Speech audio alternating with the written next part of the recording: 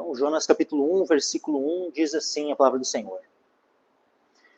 E veio a palavra do Senhor a Jonas, filho de Amitai, dizendo: Levanta-te, vai à grande cidade de Nínive e clama contra ela, porque a sua malícia subiu até a minha presença. Porém Jonas se levantou para fugir da presença do Senhor para Tarsis. E descendo a Jope, achou um navio que ia para Tarsis. Pagou, pois, a sua passagem e desceu para dentro dele, para ir com eles para Tarsis, para longe da presença do Senhor. Mas o Senhor mandou ao mar um grande vento, e fez-se no mar uma forte tempestade, e o navio estava a ponto de quebrar-se.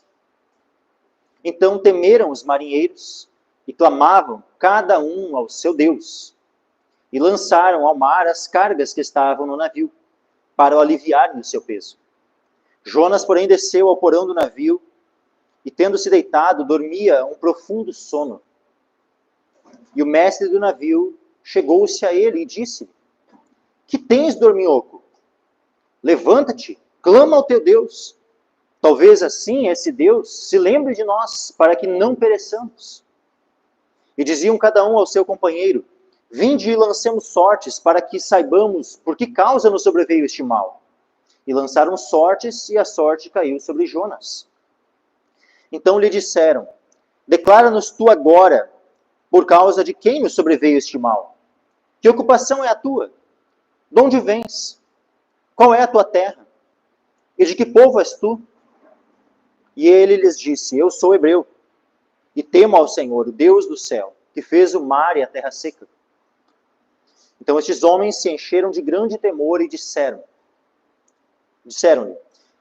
Por que fizeste tu isto? Pois sabiam os homens que fugia da presença do Senhor, porque ele lhe tinha declarado. E disseram-lhe: Que te faremos nós, para que o mar se nos acalme? Porque o mar ia se tornando cada vez mais tempestuoso. E ele lhes disse: Levantai-me e lançai-me ao mar, e o mar se vos aquietará, porque eu sei que por minha causa vos sobreveio esta grande tempestade. Entretanto, os homens remavam para fazer voltar o navio à terra, mas não podiam, porquanto o mar se ia embravecendo cada vez mais contra eles. Então clamaram ao Senhor e disseram: Ah, Senhor, nós te rogamos que não pereçamos por causa da alma deste homem, e que não ponhas sobre nós o sangue inocente, porque tu, Senhor, fizeste como te aprouve. E levantaram a Jonas e o lançaram ao mar, e cessou o mar da sua fúria. Temeram, pois, estes homens ao Senhor com grande temor, e ofereceram sacrifício ao Senhor, e fizeram votos. Preparou, pois, o Senhor um grande peixe para que tragasse a Jonas, e esteve Jonas 3 dias e 3 noites nas entranhas do peixe. Capítulo 2, versículo 1. E orou Jonas ao Senhor, seu Deus, das entranhas do peixe, e disse: Na minha angústia clamei ao Senhor, e ele me respondeu. Do ventre da sepultura gritei, e tu ouviste a minha voz. Porque tu me lançaste no profundo, no coração dos mares, e a corrente das águas me cercou. Todas as tuas ondas e as tuas vagas têm passado por cima de mim. E eu disse: Lançado estou de diante dos teus olhos, todavia tornarei a ver o teu santo templo. As águas me cercaram até a alma, o abismo me rodeou, e as algas se enrolaram na minha cabeça. Eu desci até os fundamentos dos montes, a terra me encerrou para sempre com os seus ferrolhos. Mas tu fizeste subir a minha vida da perdição, ó Senhor meu Deus. Quando desfalecia em mim a minha alma, lembrei-me do Senhor, e entrou a ti a minha oração no teu santo templo. Os que observam as falsas vaidades deixam a sua misericórdia, mas eu te oferecerei sacrifício com a voz do agradecimento. O que votei, pagarei. Do Senhor vem a salvação. Falou, pois, o Senhor ao peixe, e este vomitou a Jonas na terra seca. Amém. Até aqui. Podem se sentar, meus irmãos.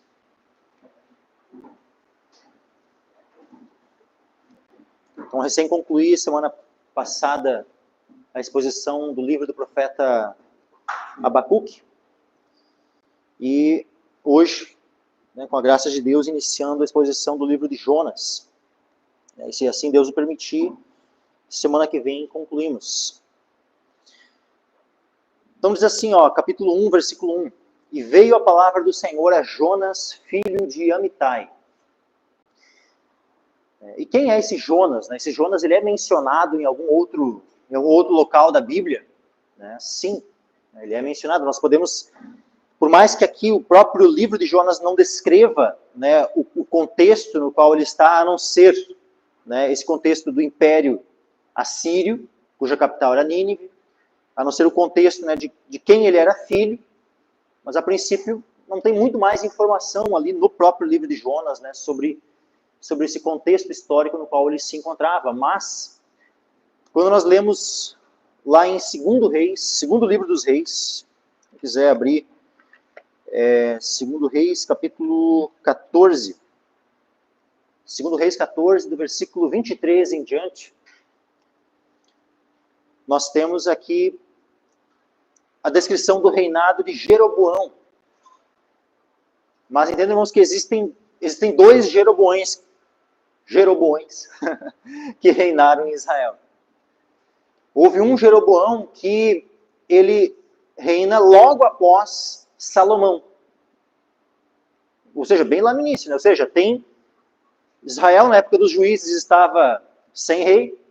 Por fim, Deus levanta ali a Saul, né, como rei. Ele é ungido rei. Uma vez rejeitado, Deus escolhe a Davi para reinar. E na sequência, o filho de Davi, Salomão, que é aquele quem constrói o templo. Até então, a arca do Senhor ficava em tendas, né? A partir de então, Salomão, a arca vai, né, para um templo né, tão tremendo ali, né, a construção, né, e tudo. Só que assim que Salomão morre, o seu filho de nome Roboão, ele era um jovem de aproximadamente 40 anos, mais velho que eu, mas a Bíblia chama de jovem, né? Especialmente pela mentalidade, né? Especialmente pela mentalidade. E o jovem Roboão, inexperiente, se aconselha com os anciãos, mas rejeita o conselho dos anciãos. E vai se aconselhar com aqueles que cresceram com ele, aqueles jovens que haviam crescido com ele. E aí ele dá uma resposta dura ao povo, porque justamente, por que ele vai se aconselhar? Porque o povo tinha pedido, teu pai fez, né, pesado jugo sobre nós. Alivia o jugo.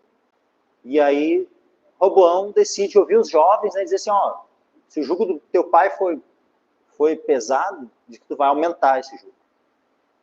E aí ele vai, responde, e o povo, então, simplesmente se rebela e o abandona. E a partir de então, Israel, que estava ali unificado, né, debaixo de Saul, debaixo de Davi e de Salomão, eles reinaram sobre todo Israel, todas as 12 tribos. Mas a partir de então, ficam 2 tribos sob o governo de Roboão, e as outras 10 tribos passam a estar debaixo do governo de Jeroboão. Só que não é esse Jeroboão aqui. Aquele Jeroboão ali é aquele que, uma vez que ele está bom, ele passa a governar sobre Israel, sobre as 10 tribos. E a tribo do sul, as 2 tribos do sul, né, passa a ter o nome do reino, né, Judá. Então, Judá, Israel. Jeroboão, ele olha assim, bom, o templo está lá, todo ano tem as festas, o povo vai começar a ir lá para Jerusalém e daqui a pouco vão se revoltar contra mim, vão querer, né, estar novamente debaixo do reinado de Roboão. E o que Jeroboão faz? Ele manda que sejam fundidos ali, né, feitos 2 bezerros de ouro. Coloca um em Dan e outro ali na capital. Aquela que ele coloca, né, como a capital do império. Do reino, né, de Israel. E aí diz, né, esses aqui são os teus reis, ou seja, os teus deuses, né, que te tiraram do Egito. A mesma coisa que acontece lá no deserto, e que Deus manifesta a ira dele, ele faz exatamente a mesma coisa. E aí, então, a partir de então, o povo de Israel passa né, pelo menos muitos deles, né, porque lógico, alguns foram fiéis ao Senhor, inclusive se mudaram, né, para Judá. E fortaleceram daí o reino de Judá. Mas muitos simplesmente, né, deram de ombros e passaram a servir aqueles bezerros. E desde então, os reis de Israel, eles são, a marca deles, né, a marca dos reis de Judá é o seguinte, ó, ou ele seguiu os caminhos de Davi, ou ele não andou conforme os caminhos de Davi. Essa é a marca dos reis de Judá. Quando é um rei ruim, um rei ímpio, não andou conforme, né, os caminhos de Davi. Ou, se for um rei justo, né, andou conforme os caminhos de Davi. No caso de Israel, no norte, andou conforme, né, os pecados de Jeroboão, se for um rei ímpio. Né? Eu não lembro de nenhum rei de Israel do norte que tenha sido um rei justo, que não tenha andado nos caminhos de Jeroboão. Por mais que às vezes, né, fazia algumas coisas boas, que tinham ali algumas condutas, né, de acordo, né, com a palavra do Senhor, eram obedientes em alguns aspectos, mas sempre havia essa marca, né, essa comparação com Jeroboão. E aqui, por fim, muito tempo depois, não era descendente, tá? Não era da linhagem de Jeroboão, era da linhagem de outro rei. Mas, então nós temos aqui, ó, 2 Reis 14, versículo 23, no 15º ano de Amazias, filho de Joás, rei de Judá, começou a reinar em Samaria Jeroboão, filho de Jeoás, rei de Israel, e reinou 41 anos. E fez o que era mal aos olhos do Senhor. Nunca se apartou de nenhum dos pecados de Jeroboão, filho de Nebate, com o que fez pecar a Israel. Então vejam, esse Jeroboão aqui que vem, vamos dizer assim, uns 200 anos depois, aproximadamente, ele seguiu nos mesmos pecados daquele primeiro rei de Israel, quando, né, a nação se dividiu. Andava ainda nos mesmos pecados. Não se apartou dos pecados lá do primeiro Jeroboão. Esse segundo Jeroboão aqui. Aí diz assim, ó, versículo 25. Também este restituiu os termos de Israel desde a entrada de Ramate até ao mar da planície, conforme a palavra do Senhor, Deus de Israel, a qual falara pelo ministério de seu servo Jonas, filho do profeta Amitai, o qual era servo, aliás, o qual era de Gate-Efer. Então aqui nós temos, né, a descrição de que esse Jeroboão, por mais que ele foi um rei ímpio, um rei que pecou, não se apartou dos pecados lá do primeiro Jeroboão, mas mesmo assim, debaixo de uma palavra do Senhor, de uma profecia que foi falada, né, por meio do ministério do profeta Jonas, filho do profeta Amitai. Vejam que Jonas era um profeta que era filho de outro profeta. Amitai também é dito aqui que era profeta. Qual era de Gate-Efer? Uma coisa, Gate-Efer, essa cidadezinha, ela ficava um pouco para cima de Nazaré. Ou seja, ficava na Galileia. Lembra lá quando os fariseus dizem assim, para Nicodemos, né? Examina e verás, né, que da Galileia não surge profeta. Eles é que deveriam examinar e perceber que sim, da Galileia surge profeta. Jonas. E é interessante que o profeta Jonas, meus irmãos, ele é o profeta mais citado por Jesus. Mais do que Jeremias, mais do que Isaías, Daniel, Jonas é o profeta mais citado. O nome, né, de um profeta que mais tu vai ver aparecendo na boca de Cristo nos evangelhos é o nome do profeta Jonas. Eu até fiquei espantado, assim, né, porque eu olhei assim, não, mas será que não é Isaías? Só que Isaías, sim, Isaías tem mais referências no Novo Testamento a Isaías do que Jonas. Mas Jesus, ele vai falar de Isaías 2 vezes só. As outras vezes todas são referências a qual o Espírito Santo moveu o evangelista a fazer uma referência, e assim se cumpriu, né, a profecia do profeta Isaías e tal, né? Mas agora Jesus falando, citando diretamente os profetas, o profeta mais citado por Cristo é o profeta Jonas. E é interessante isso, né? Jesus cita tanto ele, e ele era também da Galileia. E os fariseus lá Né? Examina e verás que da Galileia não surge profeta. Mas vamos voltar ali para o livro do profeta Jonas.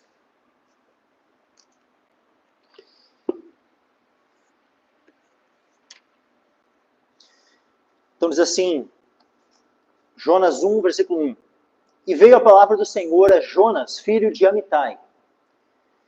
Jonas, meus irmãos, é uma palavra que ela significa bomba. E Amitai significa a verdade. Então,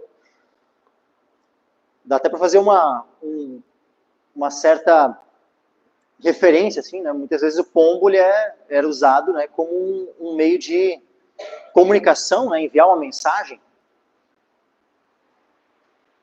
E era filho de um outro profeta cujo nome era a verdade, né? Então não era qualquer mensagem, era a verdade que ele ia, né, levar, né, como mensageiro da verdade. Né? Veio a palavra do Senhor a Jonas, filho de Amitai, dizendo, levanta-te, vai à grande cidade de Nínive e clama contra ela, porque a sua malícia subiu até a minha presença. Algumas vezes nós vemos isso, né, de a iniquidade, a maldade, a malícia de um povo subir até a presença de Deus. Por exemplo, Sodoma e Gomorra. Sodoma e Gomorra fala isso, eram grandes pecadores contra o Senhor. Né? Depois o Senhor fala a Abraão, né, que a iniquidade, né, a maldade do povo lá de Sodoma e Gomorra havia subido até ele. E aí ele vem e ele julga e destrói com aquelas duas cidades. Desce fogo do céu e consome aquelas duas cidades. Então vejam que havia uma grande probabilidade aqui, e na verdade, se o povo de Nínive não se arrependesse, era 100% certo que aquela cidade seria completamente destruída, assim como aconteceu com Sodoma e Gomorra. O que Deus diz para Jonas? Levanta-te, vai à grande cidade de Nínive e clama contra ela, porque a sua malícia subiu até a minha presença.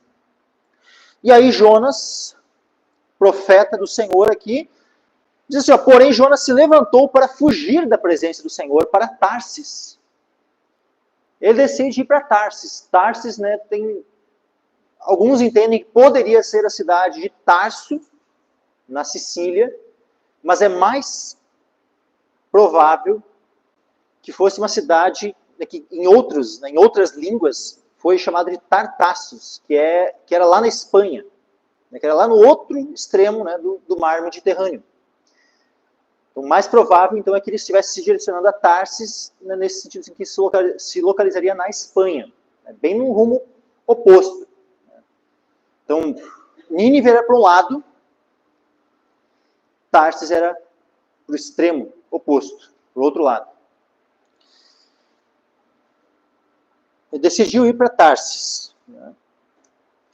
E aí disse, descendo a Jope, achou um navio que ia para Tarsis. Olha só que interessante, né? Quis ir para Tarsis, chega lá, encontra o navio que está indo para Tarsis, é bem para lá que eu quero ir.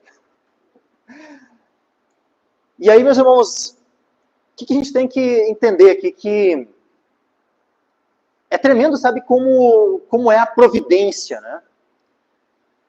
Só que, entendo, meus irmãos, que nem sempre aquilo que aparece assim, uma providencial na tua frente, assim, é um indicativo de que aquilo é uma confirmação, de que aquilo de fato é a vontade do Senhor. Sabe, eu já tive situações assim, né, que tudo estava, né, as coisas estavam acontecendo conforme eu queria, assim, né, e aquilo, assim, quando eu ia lá pronto, né, para tomar decisões e tal, né, de acordo com aquilo que estava, parecia que providencialmente, assim, estava surgindo, né, e no final das contas não era. E aí tu veio olhar assim, né, opa, que decisão errada, Então nós precisamos tomar muito cuidado, porque sim, Deus pode, sabe, né, mover as coisas assim, tudo, né, sabe, eu já tive muitas experiências assim, onde Deus foi conduzindo todas as coisas assim, ó, cronometrado, né, tudo coisa acontecendo assim, tudo dentro da vontade dele. Mas nós precisamos tomar cuidado. Às vezes uma porta, né, está se abrindo assim, pode ser que ela não seja a porta do Senhor. Como é que nós vamos entender a porta que o Senhor está abrindo e aquela porta que na verdade é Satanás ali nos tentando, né, para que... Como é que a gente vai conseguir discernir isso? Pela palavra do Senhor. Está de acordo com a palavra do Senhor? Nós precisamos conhecer as Escrituras, meus irmãos. Porque se, de qualquer forma, algo for contrário às Escrituras, nós já podemos descartar de pronto. Mas está tudo se encaixando tão certinho. Mas tem algum princípio sendo ferido? Se tem, é óbvio que isso não é de Deus. É óbvio que isso aí é uma artimanha, né, uma armadilha de Satanás ali para te atrair, te engodar. Então, toma cuidado. Jonas queria ir para Tarsis e ele desce a Jope e justamente acha um navio que ia para Tarsis. Pagou, pôs a sua passagem e desceu para dentro dele, para ir com eles para Tarsis, para longe da presença do Senhor. Olha que, vê como o pecado, né? O pecado ele é enganoso, meus irmãos. O pecado ele vai embrutecendo o coração do homem. Será que o profeta Jonas ele não sabia que Deus ele é onipresente e que não há como fugir da presença do Senhor? Será que ele não sabia disso? Será que ele nunca tinha lido o Salmo 139? Vamos abrir aqui rapidinho. Salmo 139, o Salmo de Davi. A gente vai ver depois que Jonas era um profundo conhecedor dos Salmos. Então, certamente ele conhecia esse Salmo. Olha só, Salmo 139. Senhor, tu me sondaste e me conheces. Tu sabes o meu assentar e o meu levantar. De longe entendes o meu pensamento. Cercas o meu andar e o meu deitar e conheces todos os meus caminhos. Não havendo ainda palavra alguma na minha língua, eis que logo, ó Senhor, tudo conheces. Tu me cercas por detrás e por diante e puseste sobre mim a tua mão. Tal conhecimento é para mim maravilhosíssimo, tão alto que não posso atingir. Para onde me irei do teu espírito? Ou para onde fugirei da tua face? Se subir ao céu, lá tu estás. Se fizer no inferno a minha cama, eis que tu ali estás também. Se tomar as asas da alva, se habitar nas extremidades do mar, até ali a tua mão me guiará e a tua destra me susterá. Então vejam, meus irmãos, tem como alguém fugir do Senhor? Mas é que o pecado de Jonas, estava tão... Essa desobediência dele, né, que já estava até inebriando já os pensamentos dele. Essa ideia, né, de fugir da presença do Senhor. Escapar da presença do Senhor. Mas nós precisamos tomar cuidado, meus irmãos. Aquilo que por um momento nós conhecemos, nós já sabemos, o pecado pode fazer com que nós esqueçamos. Não acho que só porque, mas eu já conheço, eu já sei e tal. Opa, toma cuidado. Aquele que está em pé, cuide que não caia. E aquilo que hoje tu sabe tão bem, se tu deixar, se der margem para o pecado, tu pode começar a te esquecer de coisas básicas, de coisas simples. Então toma cuidado com o pecado. Lá em Hebreus capítulo 3, versículo 12 e 13, diz assim, ó, vede, irmãos, que nunca haja em qualquer de vós um coração mau e infiel para se apartar do Deus vivo. Antes, exortai-vos uns aos outros todos os dias, durante o tempo que se chama hoje, para que nenhum de vós se endureça pelo engano do pecado. Então, se nós não vigiarmos, nós podemos ter o nosso coração endurecido pelo engano do pecado. E Jonas estava aqui endurecido, meus irmãos, pelo engano do pecado dele, querendo fugir do Senhor. Aí no versículo 4, Jonas 1, versículo 4, mas o Senhor mandou ao mar um grande vento. O Senhor lançou, né? O Senhor tem toda a sua criação como seus servos. E o vento também é servo do Senhor. E o Senhor o lança, o Senhor envia, manda, né, ao mar um grande vento. E fez-se no mar uma forte tempestade. E o navio estava a ponto de quebrar-se.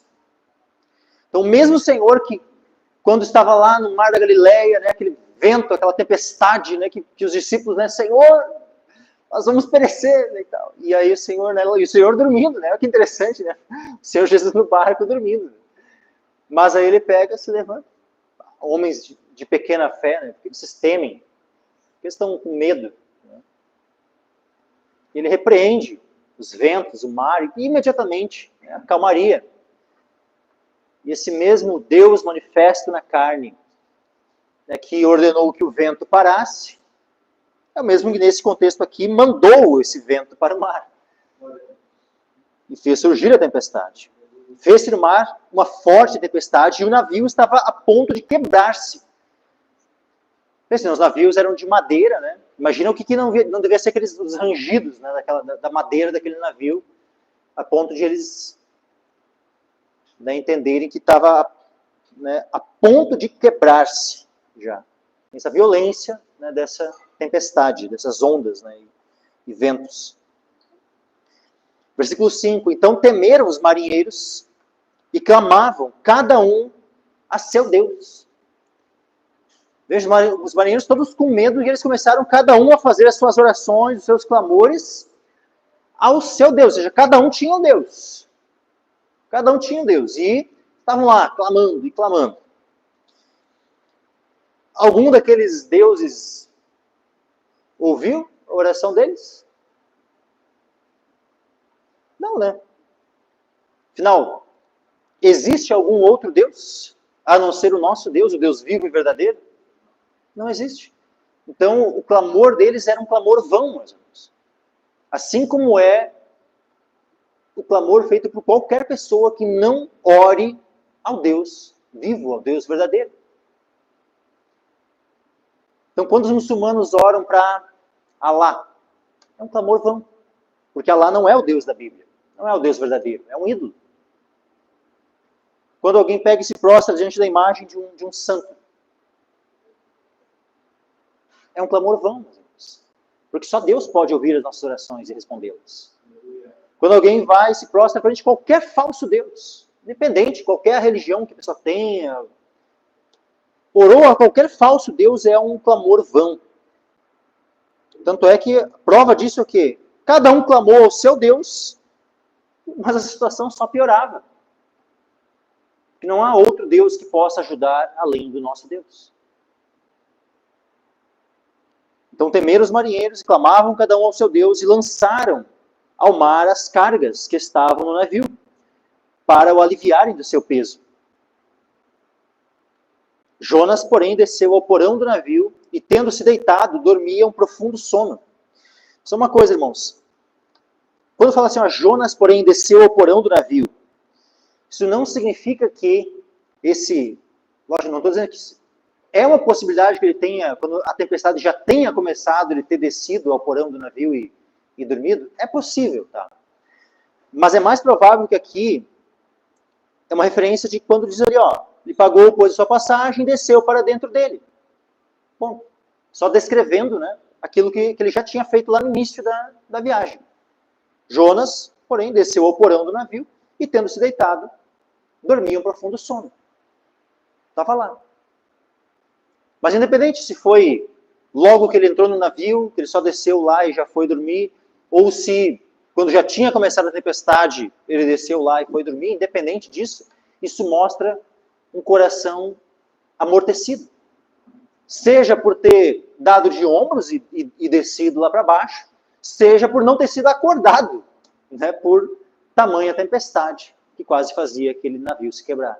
Independente de como é que se deu essa descida de Jonas ao porão do navio, e ele dormindo, né, deitado lá, dormindo esse profundo sono, independente, isso mostra, né, que esse sono, meus irmãos, que era um sono, sim, da carne ali, né, o seu corpo dormindo, mas ele também faz referência a que espiritualmente ele estava sonolento. Espiritualmente ele precisava acordar.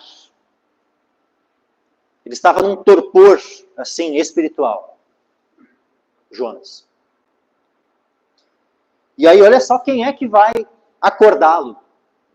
Tanto no aspecto físico, como no aspecto espiritual, meus irmãos. Olha quem é que vai acordá-lo. Versículo 6. E o mestre do navio chegou-se a ele e disse: Que tens, dorminhoco? Levanta-te Clama ao teu Deus. Veja, ele não está dizendo assim, ó, clama ao meu Deus. Né? Ele que estava lá, que servia, sei lá, qualquer Deus falso lá. Não, clama ao teu Deus. Clama ao teu Deus. Talvez assim esse Deus se lembre de nós para que não pereçamos. Vejam, meus irmãos, um ímpio tendo que chamar atenção e ser um instrumento de Deus para acordar o profeta. O profeta que recebeu uma comissão de Deus para ir lá anunciar a Nínive, aquele povo idólatra, aquele povo mau, aquele povo, né, cujos pecados haviam subido à presença de Deus. Ele tinha sido comissionado para ir lá acordar aquele povo. Ele tem que estar sendo acordado por um pagão, por um ímpio, por um idólatra, que estava ali clamando ao Deus dele. Que condição terrível, meus irmãos. E misericórdia, sabe, quando algum de nós precisa, em algum aspecto da nossa vida, ser repreendido por uma pessoa ímpia.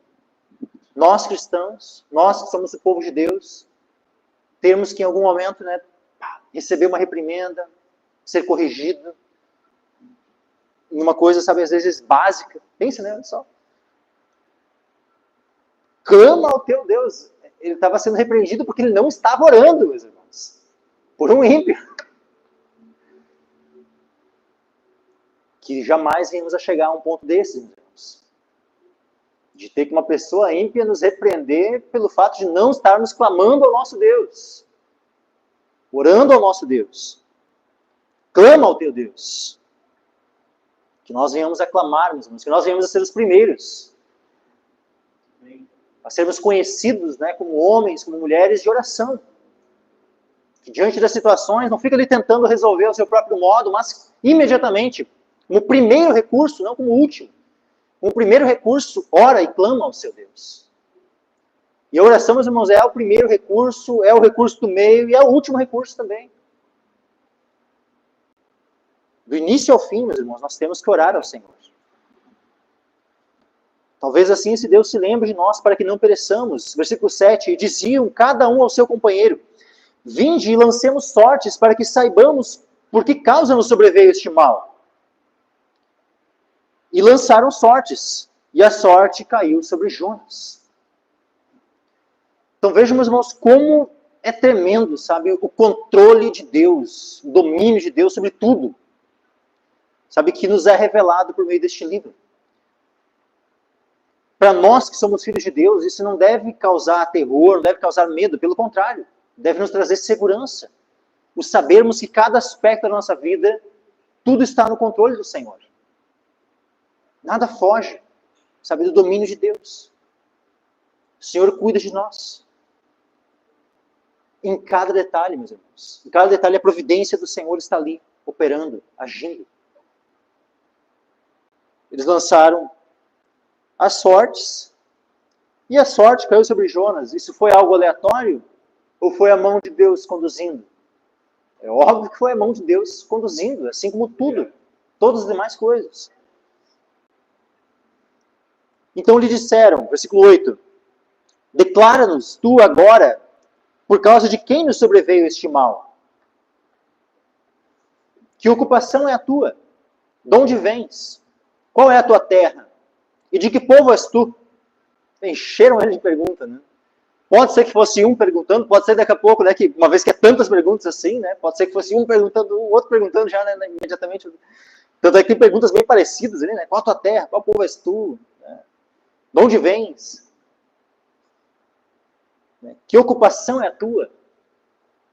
A tua ocupação? Aí o Jonas responde, e ele lhes disse, eu sou hebreu, e temo ao Senhor, o Deus do céu, que fez o mar e a terra seca. Então veja qual é a ocupação dele. Eu temo ao Senhor. Ele não disse assim, eu sou profeta, ou eu faço isso, faço aquilo. Não. A ocupação dele é temer o Senhor. Veja que aqui ele já é um profeta que já acordou. Ele caiu em si. Sou hebreu e temo ao Senhor. Ele não disse eu temia ao Senhor. Sou hebreu e temo ao Senhor. Deus do céu que fez o mar e a terra seca. Aqui ele já começou até a pregar. Porque, meus irmãos, o que é isso? Cada um estava ali clamando ao seu Deus. E ele foi chamado a clamar ao Deus dele, que de todos aqueles era o único Deus verdadeiro. E aí, quando ele tem a oportunidade, quando ele é perguntado, questionado, o que ele faz? Ele dá testemunho desse Deus. Eu sou hebreu e temo ao Senhor.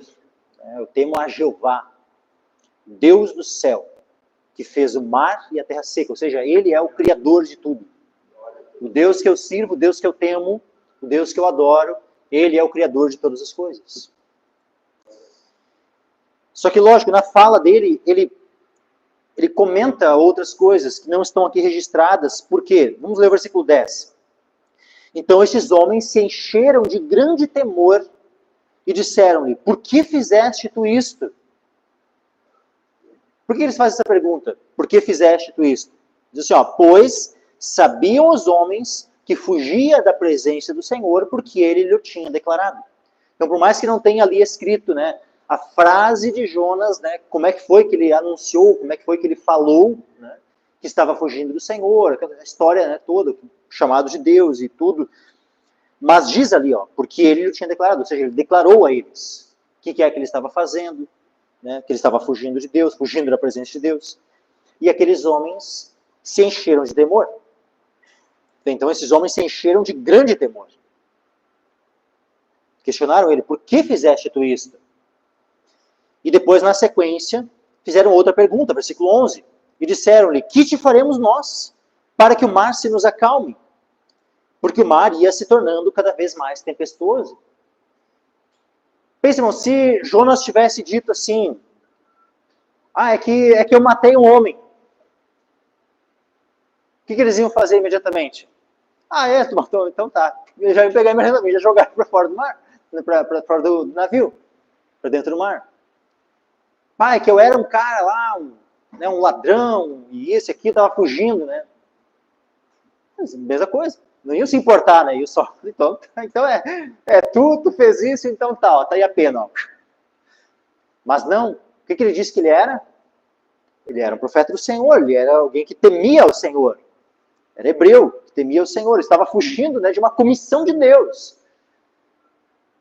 Será que daí a atitude deles, né, se então tá, então vamos te jogar para fora do mar, né, para o mar, né, para fora do navio? Eles ficaram temerosos, e agora, o que a gente faz? Se fosse um criminoso, eles iriam prontamente matar. Mas eles estavam numa situação que era muito mais complexa do que o que eles tinham, né, no primeiro momento pensado, e aí estavam sem saber o que fazer. O que te faremos nós para que o mar se nos acalme? Porque o mar ia se tornando cada vez mais tempestuoso. Precisavam tomar uma decisão urgente. Não podiam esperar. Precisavam saber o que eles poderiam fazer para... Versículo 12. E ele lhes disse, levantai-me e lançai-me ao mar, e o mar se vos aquietará. Porque eu sei que por minha causa vos sobreveio esta grande tempestade. Vejo, meus irmãos, assim, que é tremendo, sabe, esse livro de Jonas, porque Jonas, ele aponta para Cristo no aspecto que é o último Adão, mas ele aponta também para o primeiro Adão. É por causa do pecado do primeiro Adão que toda a humanidade foi colocada nesse mar turbulento. Que toda a humanidade foi colocada debaixo da ira de Deus. Esse mar em fúria aqui, essa tempestade, ela está justamente representando a ira de Deus, meus irmãos. A ira de Deus contra o pecado. Só que Jonas, ele aponta, né, para o primeiro Adão, como ele também aponta para o último Adão, que é Cristo. Cristo, ele disse que quando ele fosse levantado, todos ele atrairia a si. Quando é erguido, levantado na cruz, pendurado no madeiro, o seu sacrifício, meus irmãos, é suficiente para pagar o preço do pecado, da redenção de toda a humanidade.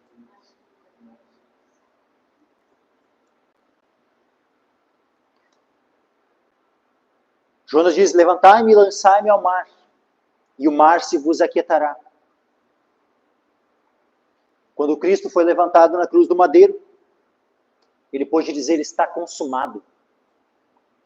E ali ele fez, por meio do derramamento do seu sangue, ele fez propiciação pelos nossos pecados.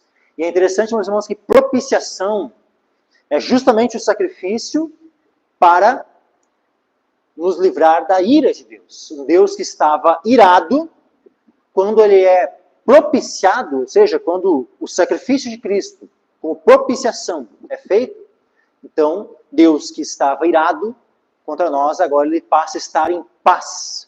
Nós temos paz com Deus. Por quê? Porque o sacrifício de Jesus é um sacrifício propiciatório. Então, quando Cristo foi levantado, é como se ele tivesse sido lançado no mar da ira de Deus. Como Jonas, né, que foi lançado no mar, e Cristo sendo lançado e bebendo todo o cálice que era para nós. O cálice da ira de Deus. Só que dessa forma, o mar se acalma e nós temos paz com Deus. Porque Cristo sofreu em nosso lugar.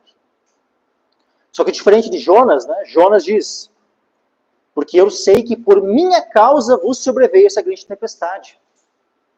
Só que do contrário, Cristo é por causa dele que a tempestade foi acalmada a nosso favor.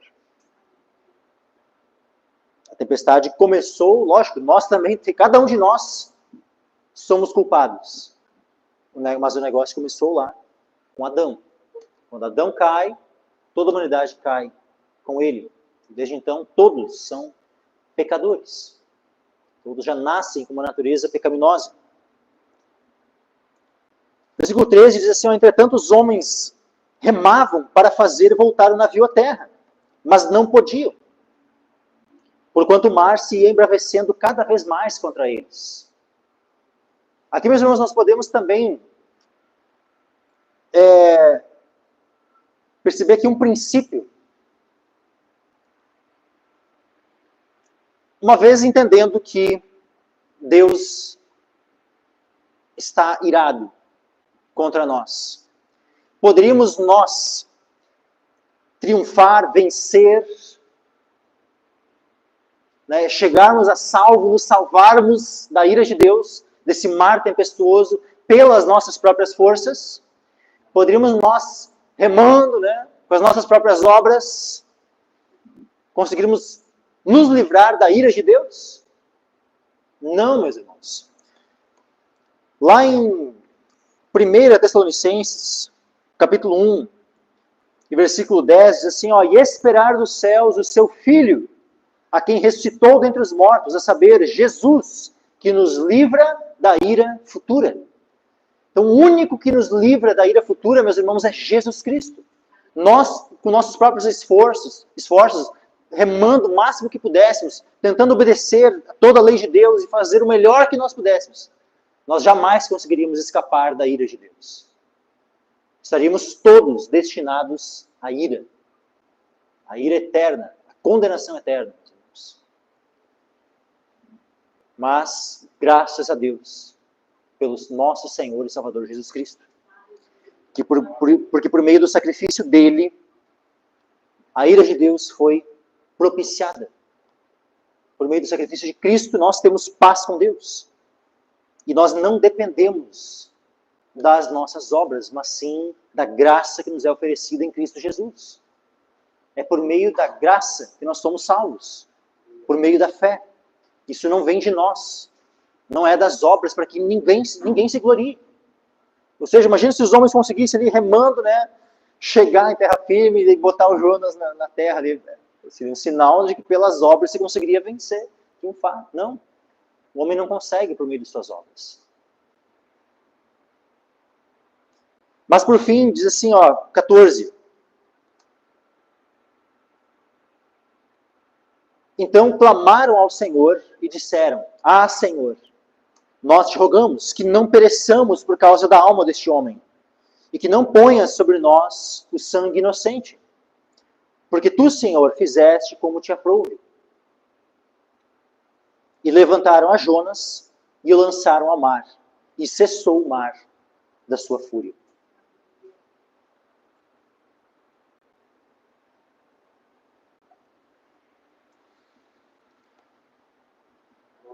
Vejam, meus irmãos, que quando eles fazem justamente isso, levantam a Jonas, lançam no mar, cessou o mar da sua fúria. Assim como Jonas havia falado que iria acontecer.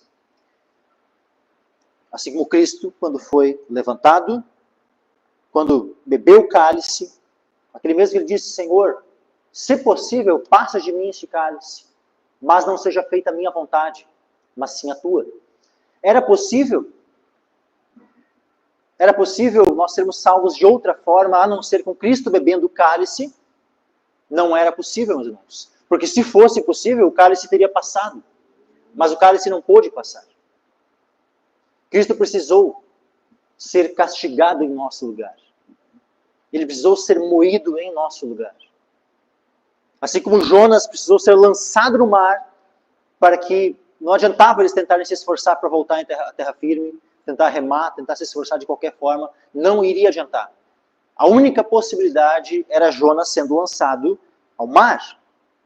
E somente quando Jonas foi lançado ao mar, é que cessou o mar da sua fúria. Então não haveria outra possibilidade de sermos salvos, meus irmãos, a não ser com Jesus Cristo sendo lançado debaixo da ira de Deus e sofrendo em nosso lugar, sendo castigado em nosso lugar. E uma vez que ele fez isso, e ele pôde dizer, está consumado, ele pagou o preço da nossa redenção, meus irmãos. Ele fez a propiciação. E a partir de então, nós podemos chegar ao porto.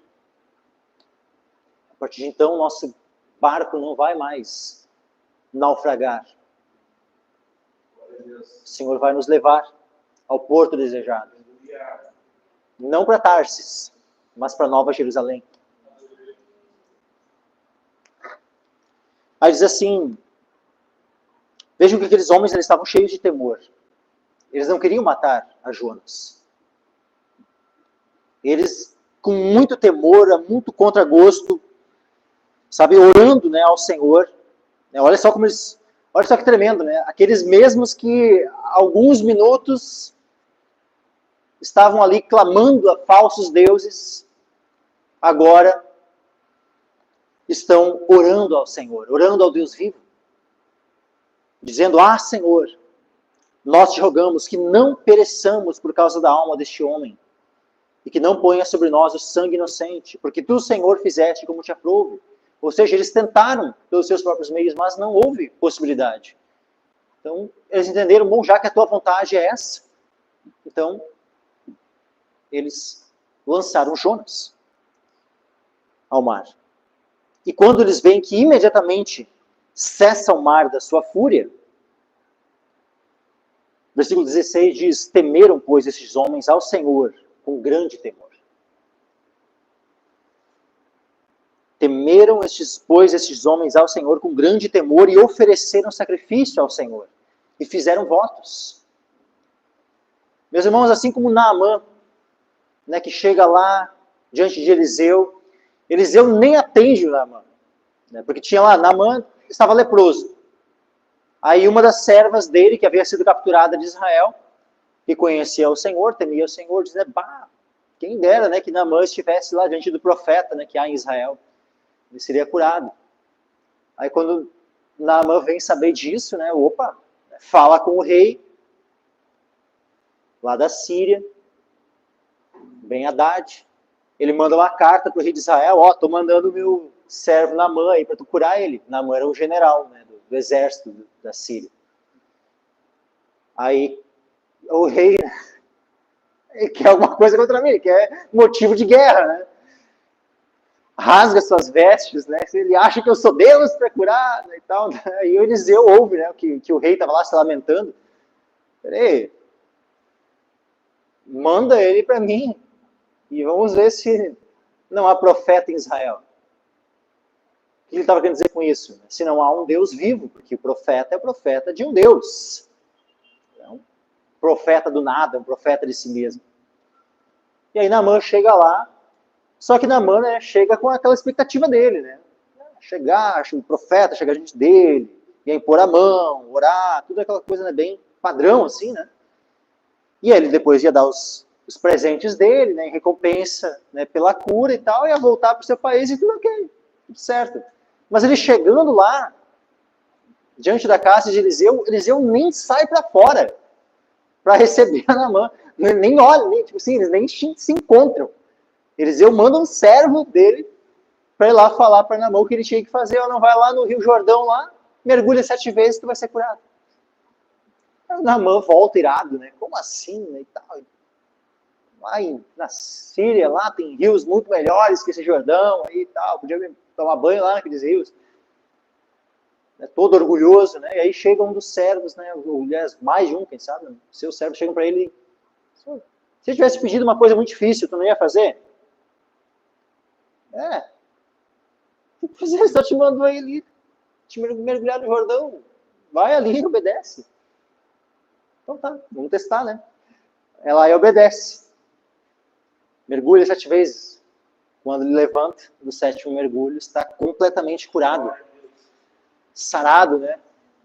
Diante da obediência da palavra do servo de Deus. Ou seja, Deus havia dado aquela ordem. Não foi uma coisa que Eliseu tirou da cabeça dele. E aí, quando ele vai lá, se encontra, e finalmente ele fala com Eliseu, porque quando ele chega lá curado, né? O Eliseu recebe Naamã.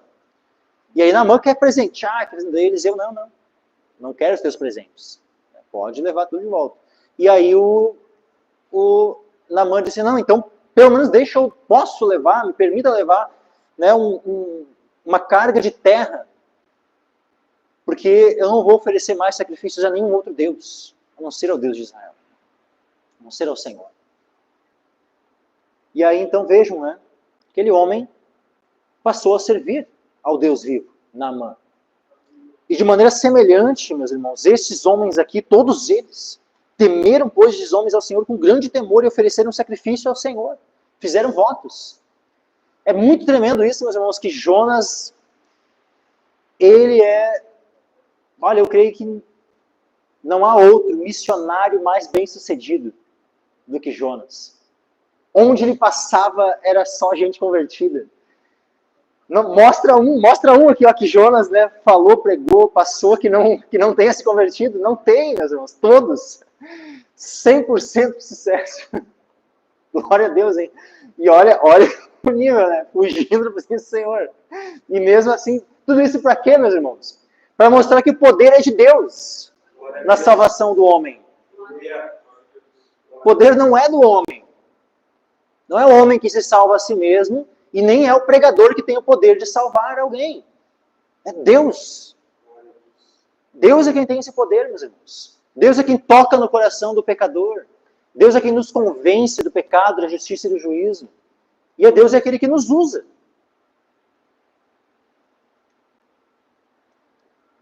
No final, meus irmãos, independente, aquele que semeia, o que rega, ou aquele que recebeu a semente ou foi regado, né? Independente, Deus é quem dá o crescimento. Toda a glória, meus irmãos, seja do Senhor na nossa salvação. Versículo 17. Preparou, pois, o Senhor um grande peixe para que tragasse a Jonas. E esteve Jonas 3 dias e 3 noites nas entranhas do peixe. Preparou, pois, o Senhor um grande peixe para que tragasse a Jonas. E esteve Jonas 3 dias e 3 noites nas entranhas do peixe. E olha que interessante isso, meus irmãos. Jesus, ele menciona. Vamos abrir lá em Mateus 16, versículo 4. Evangelho de Mateus, capítulo 16, versículo 4.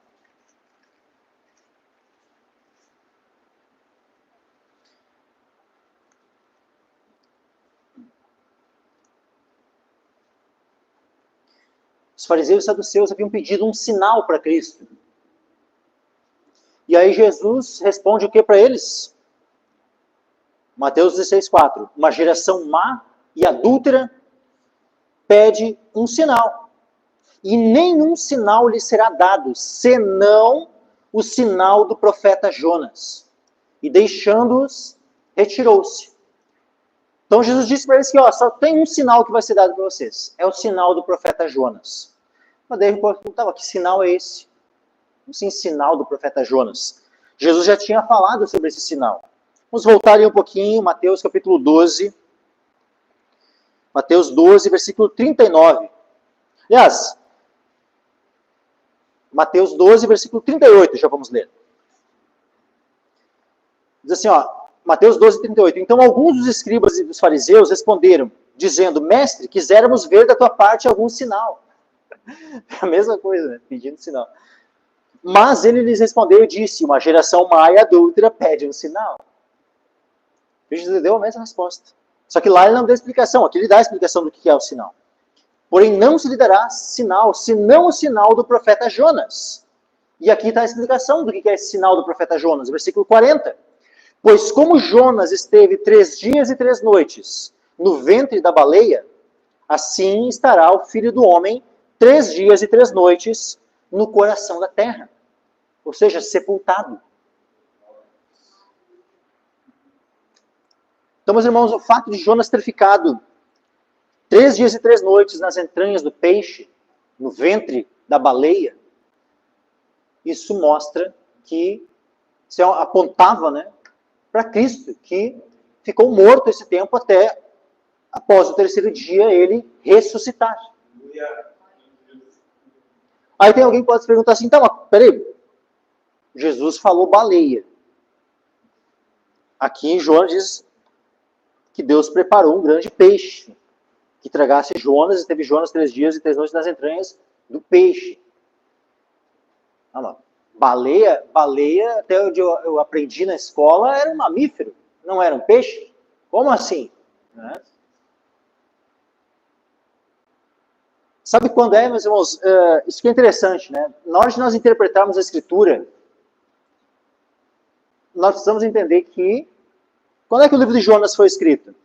Foi escrito aproximadamente uns 800 anos antes de Cristo.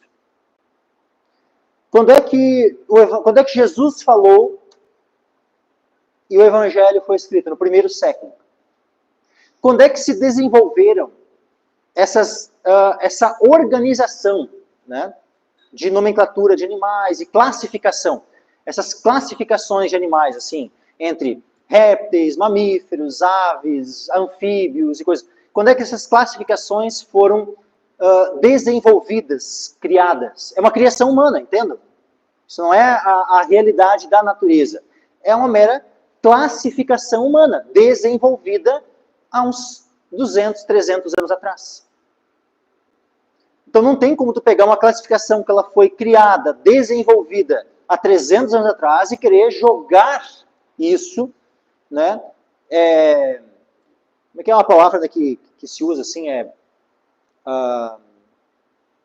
Fugiu agora da mente, assim, né? Mas, sabe, tu não pode pegar uma coisa moderna e querer jogar isso lá, né, para 2.000 anos, 2.800 anos atrás. Tudo vai, meus irmãos, de como os animais são classificados. Vou classificar, mamífero é aquele que vai sair leite, né, que a mãe dá de mamar para os filhos, então é mamífero. Ok. Uma classificação atual, se desenvolveu assim, os que dão, a mãe dá leite, mamífero. É uma forma de classificar. Agora, é interessante, né, ave, né? Ave, normalmente uma ave, né, ela coloca ovo, ela tem penas, né, e vai tendo algumas coisas que tem a classificação ave. Só que na Bíblia tu vai olhar assim, por exemplo, né, quando tinha lá em Levítico, né, os animais que se podia, não podia comer e tal. Aí nós temos, por exemplo, o morcego. Morcego, na classificação moderna, ele está dentro das aves? Não, o morcego é um mamífero também. Ele está classificado como mamífero, o morcego. Mas quando tu olha na classificação ali na escritura, ele está classificado junto com as aves. Por que ele está classificado junto com as aves? Porque o critério que foi para colocar o morcego junto com as aves não foi porque ele, independente se ele tinha pena ou não tinha pena, se ele botava ovo ou não botava ovo, a classificação para ele ser colocado junto com as aves é porque ele voava. Ponto. Então a Bíblia voa. a gente vai classificar os animais que voam como aves. Está na água, vive dentro da água, vai ser classificado entre os peixes. Bom, simples. É só uma forma diferente de classificar. Então não é uma questão de uma contradição, não. É só uma forma diferente de classificação. Ponto. Mas, vamos continuar aqui. Capítulo 2. E orou Jonas ao Senhor, seu Deus, das entranhas do peixe. E vejam, meus irmãos, que essa oração... Lembra que eu falei, né, que Jonas, ele conhecia os Salmos. Porque tem várias referências. Eu não vou aqui ir abrindo, tá, as referências aos Salmos. Mas essa oração, meus irmãos, ela está impregnada dos Salmos. Ela tem a linguagem dos Salmos, meus irmãos. E disse na minha angústia, clamei ao Senhor. Aliás, e disse, na minha angústia clamei ao Senhor. E ele me respondeu, do ventre da sepultura gritei, e tu ouviste a minha voz. Porque tu me lançaste no profundo, no coração dos mares, e a corrente das águas me cercou. Todas as tuas ondas e as tuas vagas têm passado por cima de mim. Sabe, quando ele fala dessa forma, ele está citando um dos, especialmente esse final, assim, ele está citando, como diz assim, ipsis literis, ou seja, exatamente as mesmas palavras de um dos salmos de Davi. O Salmo 139 era o Salmo de Davi, então ele tinha conhecimento dos salmos de Davi? Tinha. E estava citando um desses salmos. Só para vocês entenderem, Jonas, ele vem uns 200 anos depois de Davi.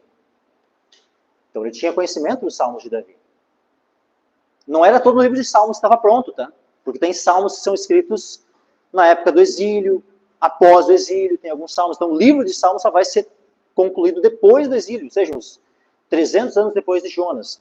Mas, boa parte, a maioria dos salmos já existia. E ele está aqui descrevendo, né? Ele vê, tanto ele sendo lançado no mar, como ele estando dentro do peixe. Ele fala, né? Do ele estar dentro do peixe ali. Ele diz assim, do ventre da sepultura gritei. Né? Ele descreve dessa forma, né? O ele estar no ventre daquele peixe. Versículo 4. E eu disse, lançado estou de diante dos teus olhos, todavia tornarei a ver o teu santo templo. Veja que ele está usando, né, um verbo aqui futuro, tornarei a ver o teu santo templo. Lançado estou diante dos teus olhos, todavia tornarei a ver o teu santo templo.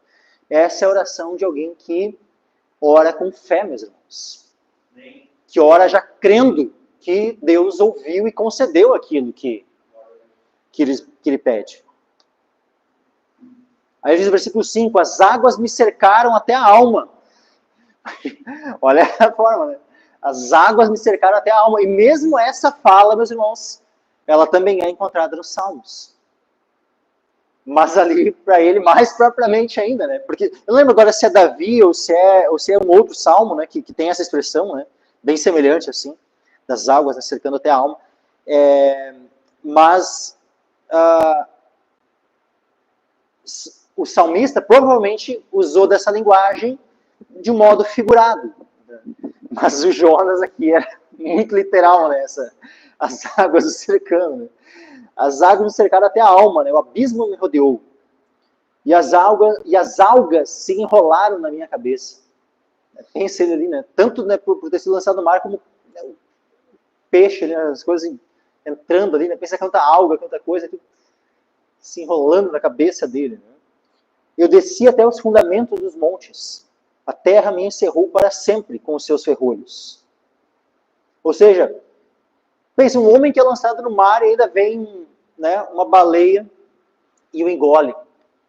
Que esperança há para um homem assim?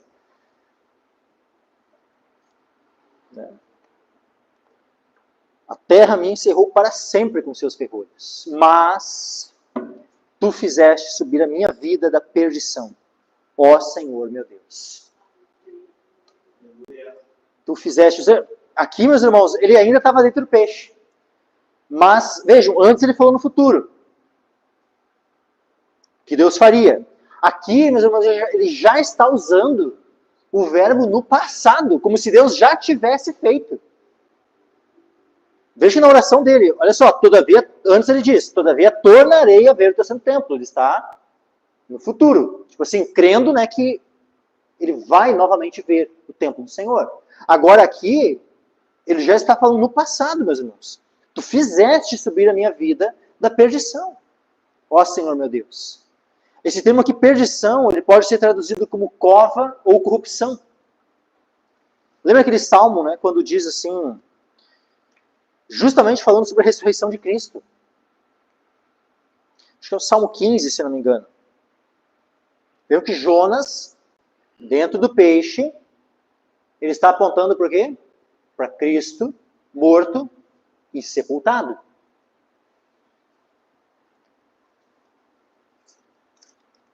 Salmo 16.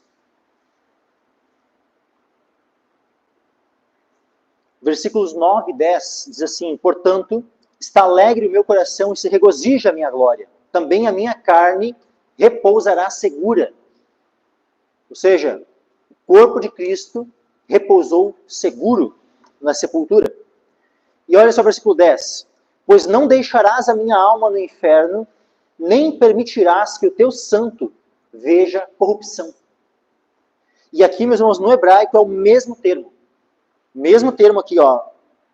Não permitirás que o teu santo veja corrupção, falando, né, do corpo que não iria começar a se desintegrar, que não iria começar a apodrecer, não iria se decompor, ou seja, não veria a corrupção. Aqui é a mesma palavra.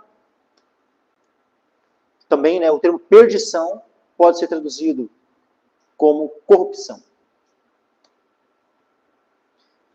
Então, mais uma vez, né, essa referência, né, a Cristo, né, cujo corpo não se decompôs, cujo corpo não foi atingido pela corrupção, mas ele ressuscitou.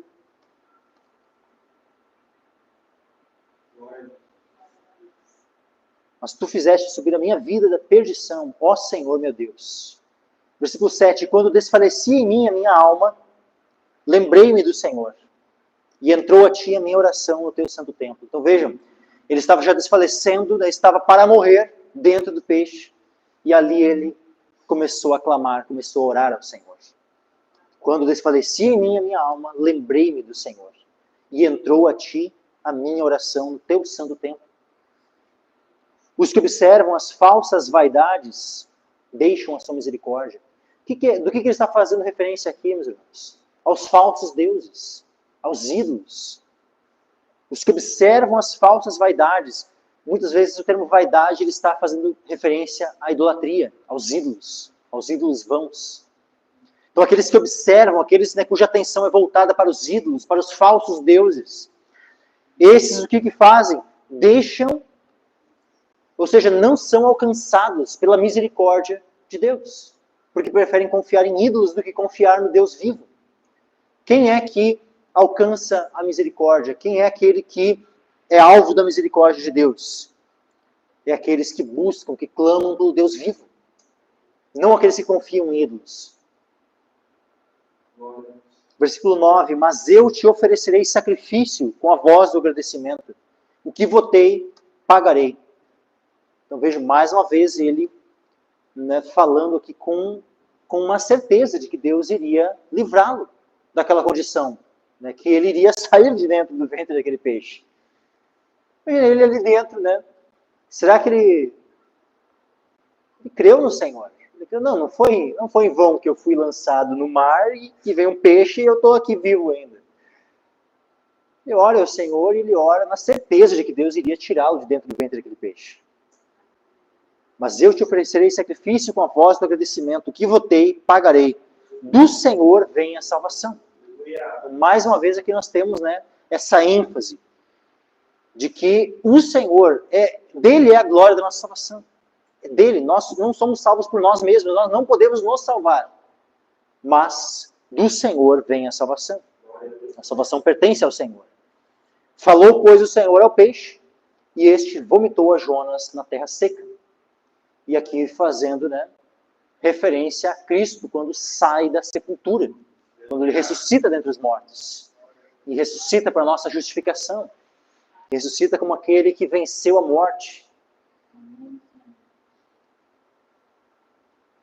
E que a nossa confiança esteja no Senhor firmada. Ele que é o Deus da nossa salvação. E por meio do sacrifício de Cristo, por meio do seu sepultamento e por meio da sua ressurreição, é que nós somos salvos. Então, meus irmãos, não é à toa que do Senhor vem a salvação. Justamente num contexto, né, onde o próprio Cristo, né, fala que isso aponta para ele. É o único sinal que seria dado. O sinal de Jonas, o sinal do profeta Jonas. E apontando para quando ele seria morto, sepultado e ressuscitado. Este é o sinal, porque este é o sinal que todos nós devemos crer para que sejamos salvos. Todos precisamos crer no sinal do profeta Jonas, ou seja, precisamos crer na morte, sepultamento e ressurreição de Cristo, para que dessa forma sejamos salvos. Amém, meus irmãos?